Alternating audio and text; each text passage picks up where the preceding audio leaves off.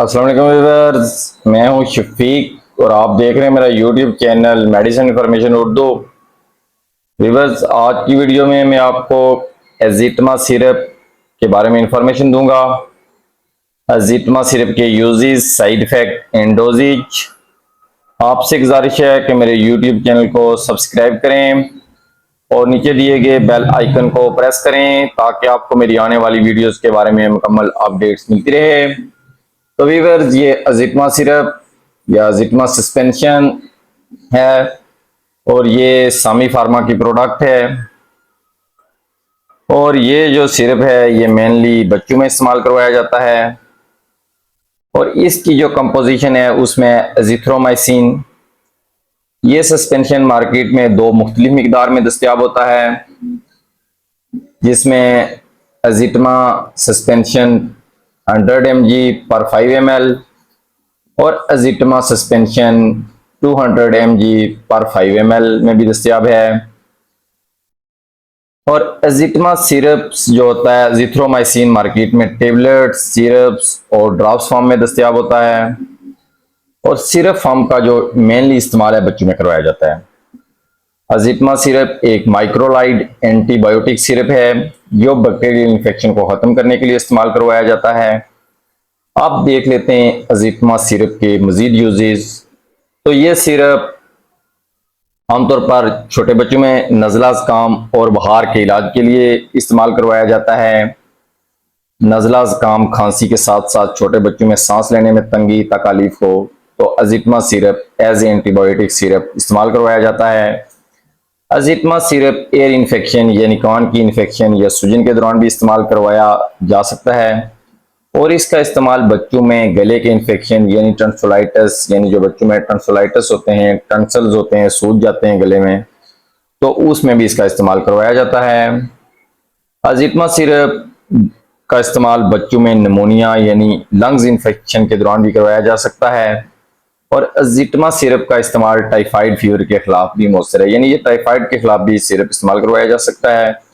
छोटे बच्चों में यूटीआई यानी यूरिनरी ट्रैक इन्फेक्शन के इलाज के लिए भी इसका इस्तेमाल करवाया जा सकता है। और एजिटमा syrup skin and soft tissue infection जो होती है, जो जिल्द की इन्फेक्शन होती है, उसमें भी जो इसका इस्तेमाल है वो मौसर है और ये माइनर इंजरी यानी छोटे मोटे जो जख्म होते हैं उनको ठीक करने के लिए भी इसका इस्तेमाल करवाया जा सकता है। तो व्यूअर्स, ये थे इसके कुछ इस्तेमालात या यूजेस। तो आप देख लेते हैं इसकी डोज या मिकदार खुराक। तो इसका इस्तेमाल बच्चों में वजन के हिसाब से करवाया जाता है। असूलन जो इसकी मिकदार खुराक है वो है 10 mg पर kg पर डे, यानी 10 मिलीग्राम एक दिन में आप इस्तेमाल करवा सकते हैं। वजन के हिसाब से 10 मिलीग्राम, वजन के हिसाब से 1 किलोग्राम का बच्चा है तो उसमें आप 10 मिलीग्राम दे सकते हैं एक दिन में एक बार। तो ये सिर्फ बच्चों में कम से कम 3 से 5 दिन तक इस्तेमाल करवाया जा सकता है, यानी ये सिर्फ जब आप बच्चों में दें तो फिर 3 से 5 दिन तक इसका इस्तेमाल लाजमी करवाना चाहिए। और कुछ केसेस में इसका इस्तेमाल 7 दिन तक करवाया जा सकता है, यानी ज्यादा से ज्यादा 7 दिन तक भी इस्तेमाल करवाया जा सकता है। और अगर सीवियर इन्फेक्शन है तो ये कुछ दूसरी एंटीबायोटिक सद्वियात के साथ मिलाकर भी इस्तेमाल करवाया जाता है। इस हवाले से डॉक्टर हज़रात का अपना अपना तजुर्बा होता है। तो व्यूअर्स, आप देख लेते हैं इसके साइड इफेक्ट। साइड इफेक्ट में ये हो सकता है कि क्या मतली हो सकती है, ये न्यूजिया एंड वॉमिटिंग हो सकती है और उसके अलावा अब्डोमिनल पेन वगैरह हो सकता है और पेट की खराबी भी हो सकती है, डायरिया वगैरह हो सकता है, स्किन एलर्जी या स्किन का रैशेज वगैरह भी नजर आ सकते हैं और नजर का धुंधलापन भी हो सकता है।